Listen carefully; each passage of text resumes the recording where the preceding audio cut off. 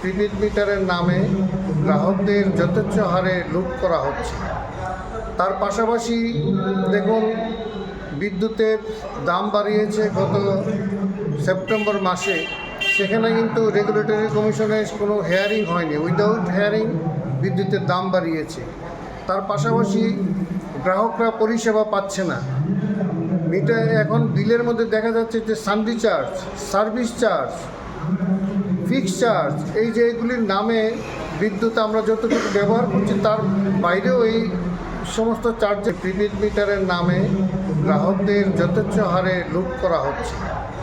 তার পাশাপাশি দেখুন, বিদ্যুতের দাম বাড়িয়েছে গত সেপ্টেম্বর মাসে, সেখানে কিন্তু রেগুলেটরি কমিশনের কোনো হেয়ারিং হয়নি, উইদাউট হেয়ারিং বিদ্যুতের দাম বাড়িয়েছে।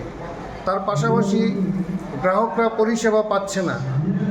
মিটার এখন বিলের মধ্যে দেখা যাচ্ছে যে sundry charge, service charge, fix charge, এই যে এগুলির নামে বিদ্যুৎ আমরা যতটুকু ব্যবহার করছি তার বাইরেও এই সমস্ত